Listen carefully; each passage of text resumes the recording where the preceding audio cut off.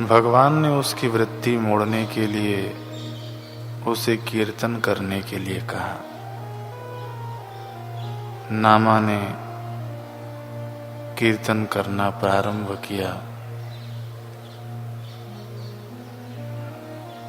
नामा की कुछ वृत्ति मुड़ी, तनिक मन को शांति मिली। भगवान ने सोचा कि यह ऐसे नहीं मानेगा, कुछ न कुछ लीला प्रदर्शन करना ही पड़ेगा।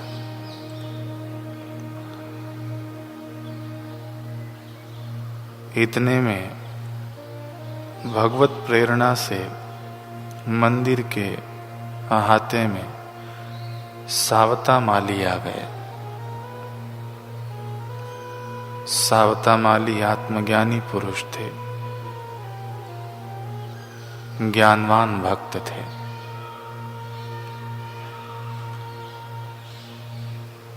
सावता माली उस दिन तो आए, लेकिन तब तक नामा वहां से जा चुका था। दूसरे दिन जब नामा पहुंचा मंदिर में, मंदिर के अहाते में बैठकर सावता माली और नामा दोनों ही बैठकर हरि चर्चा कर रहे थे। कुछ समय बीतने के बाद हाथ में लाठी लिए, बाएं कंधे पर झोला टांगे, दाएं हाथ में धूम्रपान यंत्र लेकर एक बड़ी सी आकृति आंगन में प्रवेश करती दिखाई दी। साथ में एक मरियल सी कुतिया भी अंदर आ रही थी। नामा दृश्य देखकर भयभीत हो उठा। कंपित से स्वर में पूछ बैठा, कौन हो तुम? वह व्यक्ति बोला, मलंग।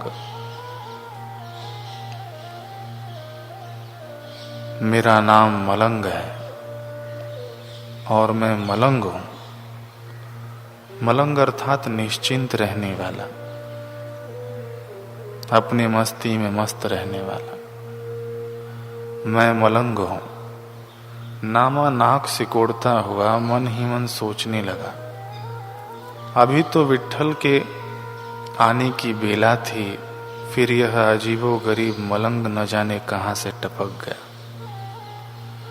मलंग आगे बढ़ा, जोर से भिक्षा के लिए गुहार लगाई, भिक्षाम देहि। हमको बहुत भूख लगी है, रूखी सूखी खाकर चले जाएंगे। चल बेटा, जल्दी से इंतजाम कर दे।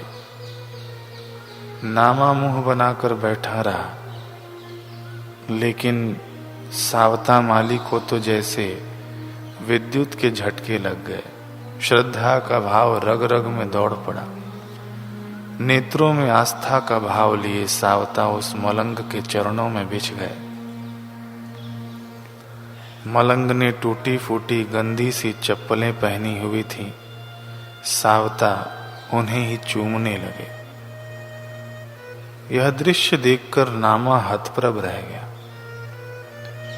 सावता की मति तो नहीं मारी गई है, नामा यह सोचने लगा। इतने में मलंग सावता की ओर देखता हुआ बोला, तुम कौन हो बच्चा? तुम्हारा नाम क्या है?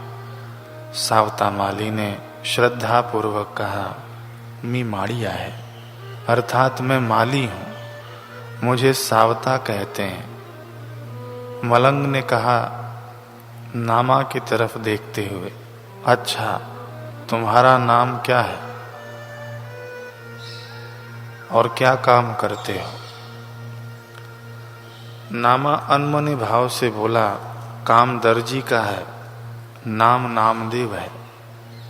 मलंग ने कहा, एवं ही देव पर सच्ची आस्था नहीं और नामदेव कहलाता है।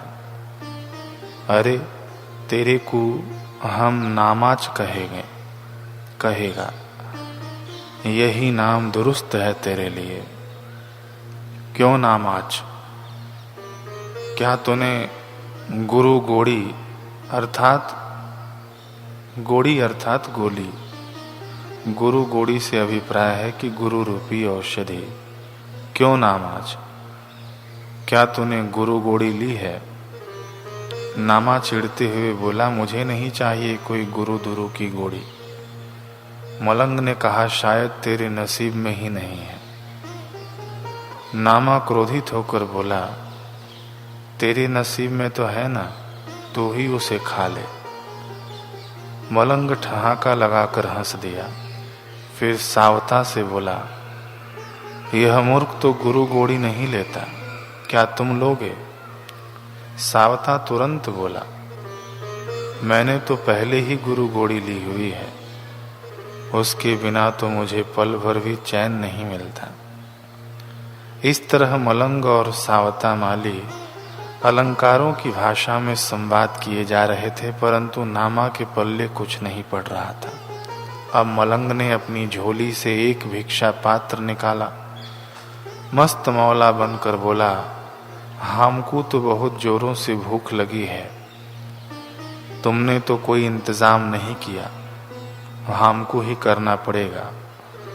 मलंग इत उत दृष्टि घुमाने लगा कि कहीं कुछ खाने को मिल जाए।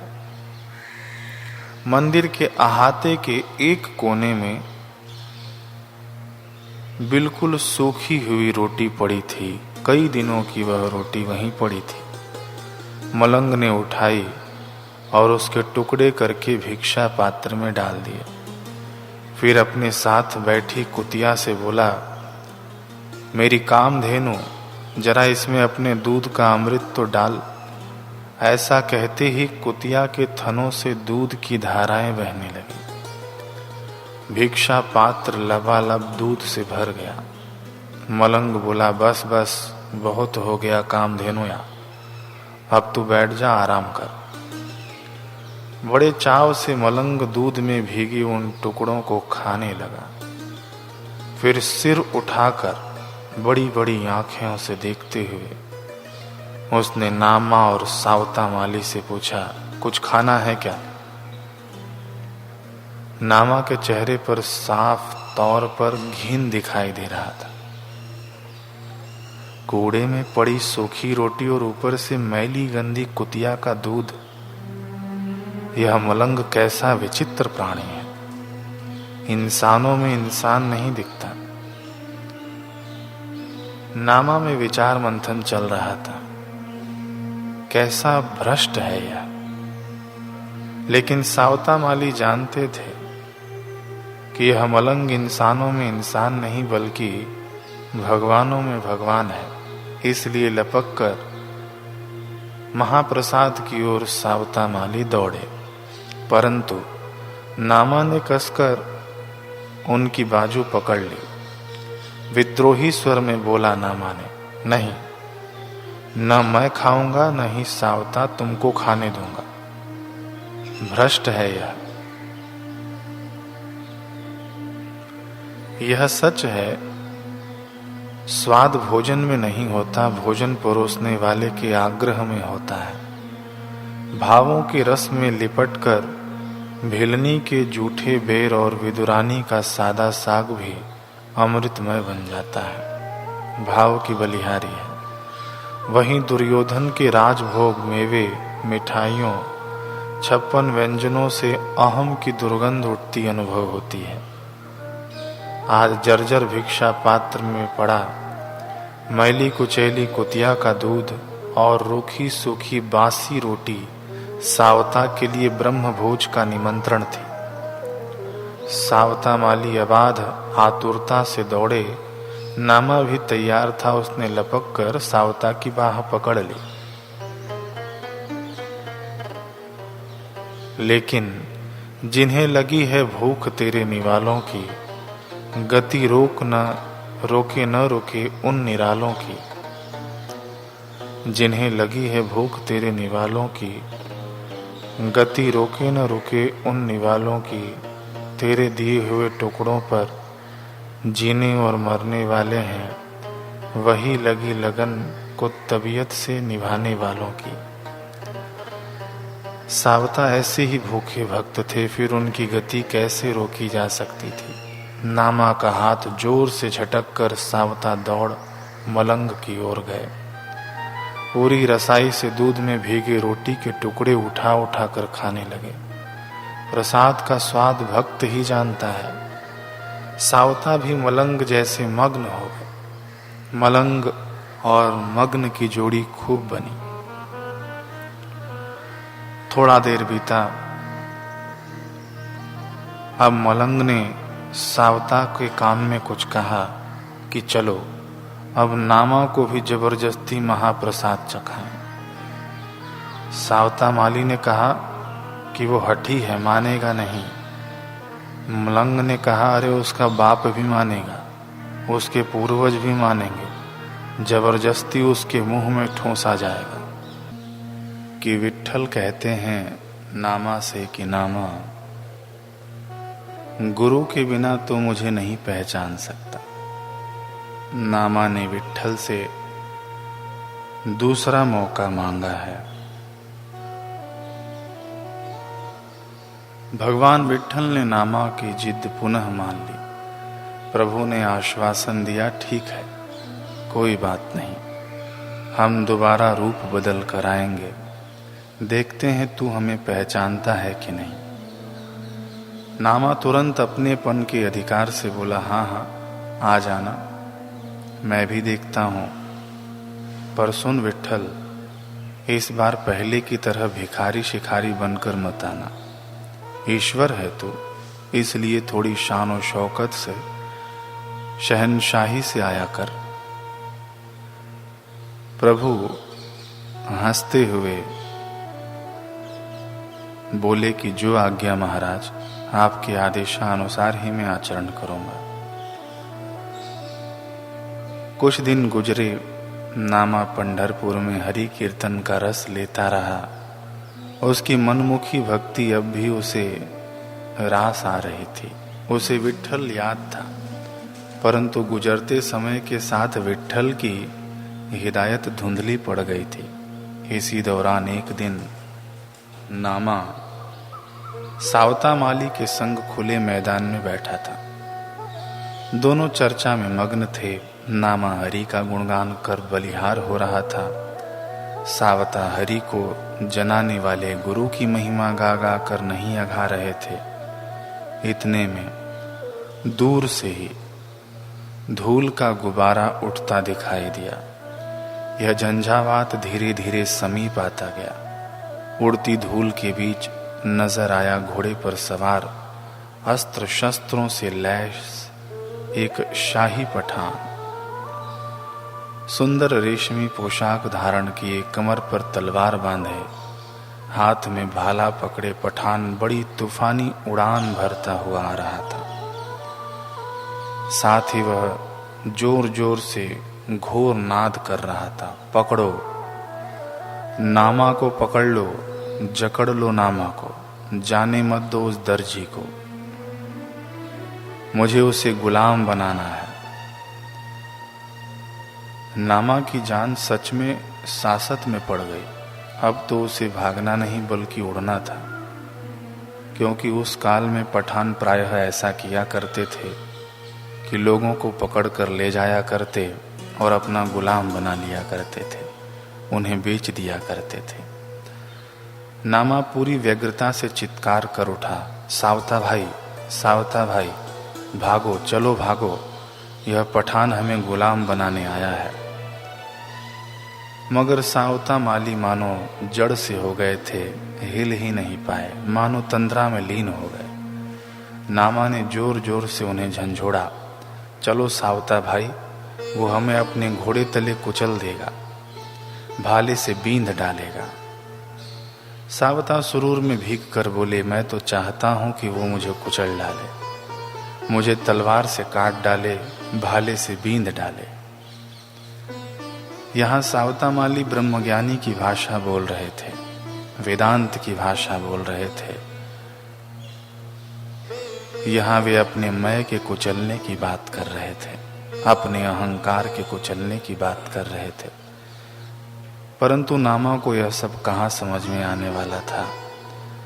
नामा झल्लाते हुए पुनः उनसे बोला कि भागो यहाँ से, लेकिन सावता माली वहां से हिले तक नहीं। नामा कहता है कि मुझे केवल विट्ठल का गुलाम बनना है, किसी और का नहीं। यह कहते हुए नामा वहां से दौड़ पड़ा। खूब तेजी से भागते हुए एक टीले पर नामा जा पहुंचा। वहीं से दूर से ही सावता माली को निहारने लगा कि पठान अब क्या करेगा। पठान पास में आया सावता माली के। सावता माली ने तो पहचान ही लिया था। पठान ने सावता माली के हाथ में अपना भाला थमा दिया। नामा दूर से देख रहा है, सोच रहा है कि लगता है सावता माली को पठान ने गुलाम बना ही लिया। यह देखते ही उसने सोचा कि अब मेरी बारी है।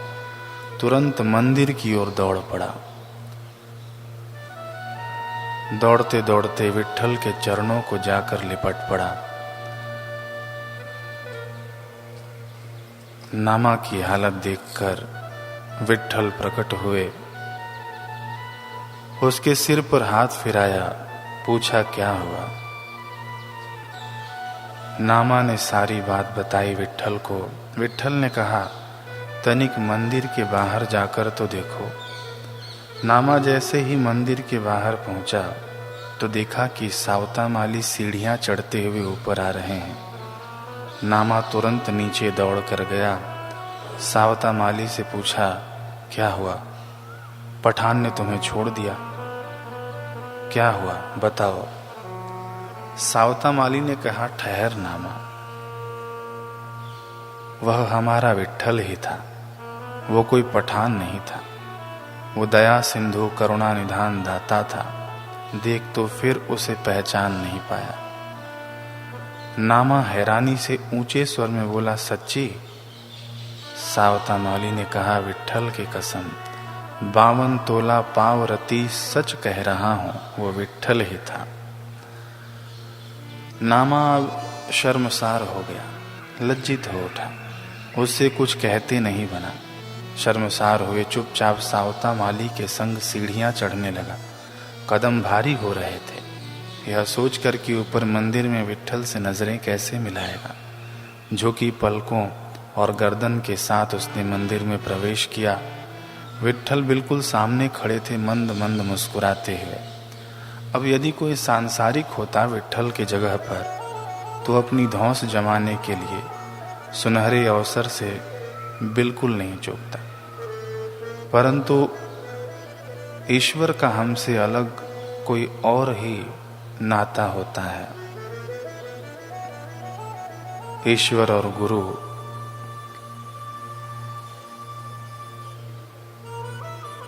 हमसे बदला लेना नहीं चाहते हैं, हमें बदलता हुआ देखना चाहते हैं, बदला हुआ देखना चाहते हैं। ठीक इसी भाव से प्रभु विट्ठल नामा को देख रहे थे। मानो तेरी नजर में बदलने की तासीर है दाता। पलकों का उठना गिरना कोई विरला समझ पाता है। आज नामा भी कुछ खास नहीं समझ पाया। यही नासमझी भक्ति पथ की बाधक है। जब हम प्रभु या गुरु की दृष्टि या वाणी का अर्थ समझकर भी नहीं समझ पाते, पूरी तरह प्रभु के नहीं हो पाते। प्रभु नामा की इस डोलती स्थिति को समझ रहे थे। भक्त की मन स्थिति को समझते हुए वे बड़े प्यार से बोले, नामा, इसमें तेरी गलती नहीं है। तेरे पास तो मुझे देखने की दृष्टि ही नहीं है। ऐसे में भला तो मुझे कैसे पहचान पाता? यदि एक नेत्रहीन गड्ढे में गिर जाए तो इसमें उसका क्या अपराध? यह तो उसकी प्रकृति ही है। प्रभु के ये वचन नामा को कुछ ज्यादा प्रिय नहीं लगे। वह हल्का सा चिढ़ गया। तुनकते स्वर में बोला, विट्ठल, दृष्टता केवल मेरी दृष्टि की ही नहीं, तेरे रूप तेरे वेश की भी है। मैं सोच भी नहीं सकता था कि तू ऐसा खुल्लम खुल्ला चौड़ा पैजामा पहन कर आएगा। तू तो पीतांबरधारी धोती पहनता है। पांडुरंग, हाथों में तू सदा कमल, गदा, सुदर्शन और शंख धारण करता है, पर आज तलवार भाला ऐसे ऐसे तेज धार शस्त्र पकड़ लाया। आज तक मैंने तुझे गरुड़ पर सवार देखा था, फिर अब तेरी घोड़े की कल्पना कैसे कर सकता था? तू ये घोड़ा, वस्त्र, शस्त्र कहां से उठा कर लाया? प्रभु विट्ठल ने कहा, नामा, यही तो तेरी दृष्टि का दोष है।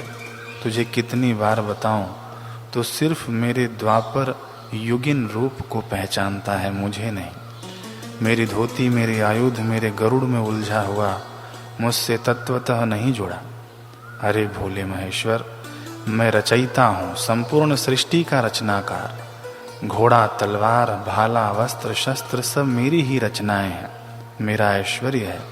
मैं सकल ब्रह्मांड का स्वामी हूँ, तो क्या मैं अपने लिए इन्हें उपलब्ध नहीं कर सकता?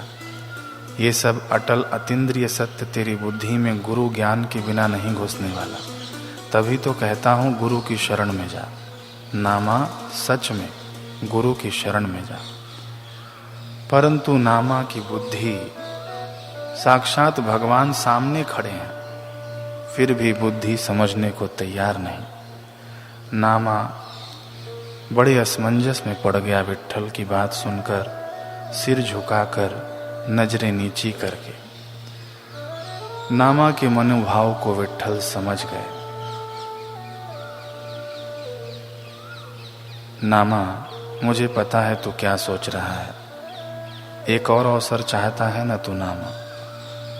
नामा तुरंत प्रसन्नता से बोला, हाँ विट्ठल, अंतिम बार। यदि इस बार भी पराजित हुआ, तुझे पहचान नहीं पाया, तो सच्ची कहता हूँ, सिर के बल चलकर गुरु के द्वार जाऊंगा। बस एक बार और मुझे अपनी भक्ति की शक्ति का परीक्षण करने का अवसर दे दे। प्रभु बड़ी अर्थपूर्ण हंसी हंसे, फिर बोले, ठीक है। अभी अंतर्ध्यान होने ही वाले थे प्रभु कि नामा ने अपनी एक और शर्त विट्ठल के सामने रखी।